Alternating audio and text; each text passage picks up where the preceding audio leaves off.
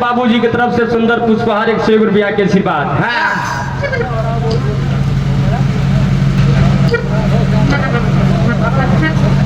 Doctor Shravan Kumar Yadav बाबूजी की तरफ से 101 रुपया के आशीर्वाद सुंदर पुष्पहार, मालिक सुखी रखे।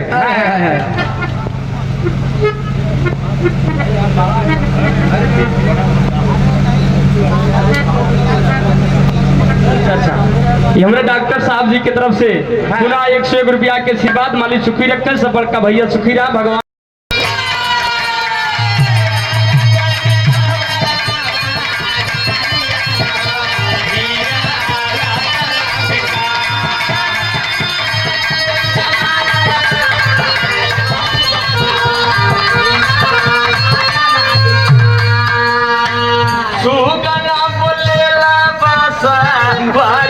न हो सिया राम सिया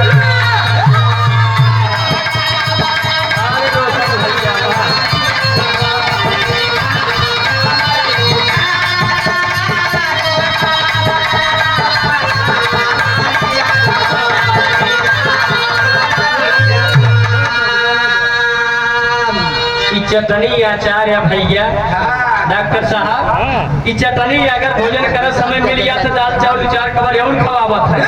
अब वही संजय जैसे 70 वाली ले 10 रुपया वो खर्चा कर देंगे तो कर स्वाद और भैया ना भैया ये हमारे मास्टर साहब को पता बा, लेकिन भाव में कहना बा पंडिताइन आज दूसरे काम में भिक्षा मांगे जाता है। बड़का भैया 5 दिन तक कुछ कहबो नहीं की ओए मालिक के याद कह के बड़ी रोवत है बारे समय बारे प्रभु आज हमका 5 दिन उपवास करत होइया हमरे चलते में मालिक कोई परमात्मा उपवास करत हा पंडिताइन बड़ी रोवत है होत का बा भैया।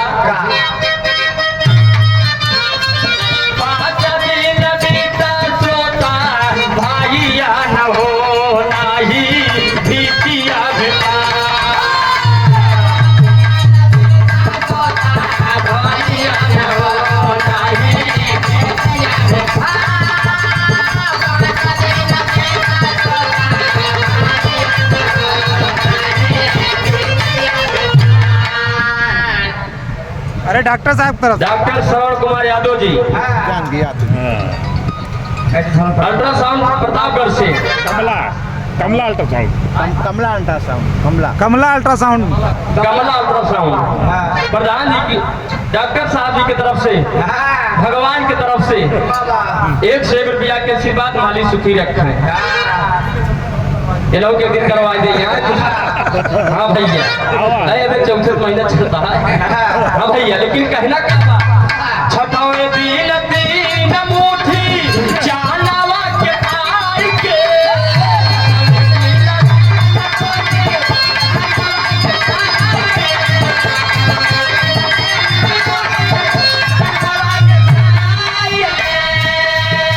बबरपुर की पावन धरती से बनवा लिया बाबूजी की तरफ से 101 रुपया के आशीर्वाद।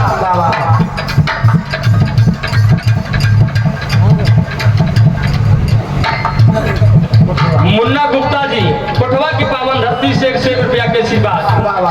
छठवें दिन 3 मुट्ठी जानवा के तार के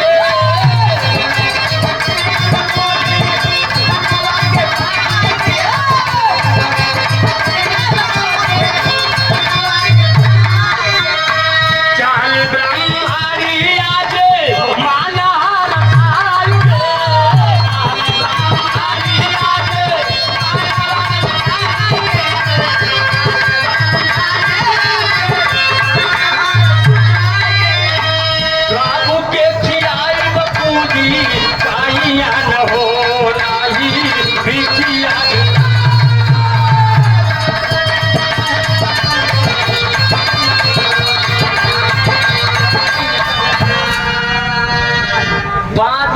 पंडिताइन कुछ ना पाए डॉक्टर भैया।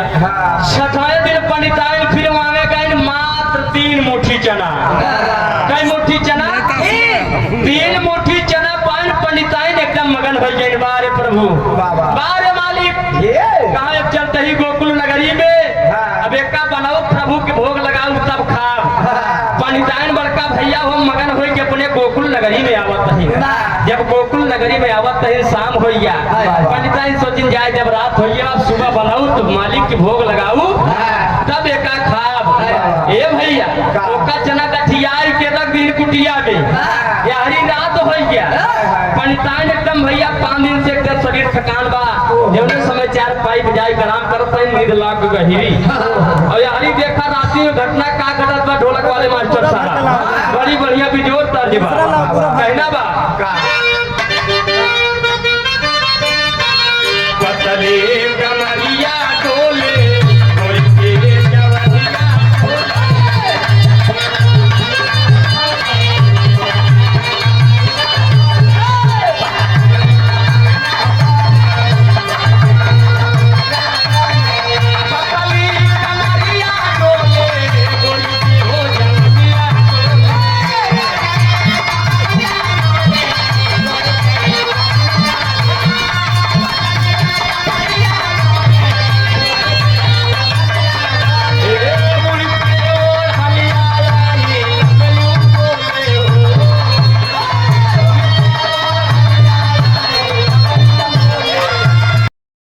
कुछ ना मिला छठवे दिन 3 मुट्ठी चना पाए और रहने के आग चुराए ले गए पंडिताइन शराब का दे दिया शराब दे दिया कहना बा भैया मनवा दुखी ना हो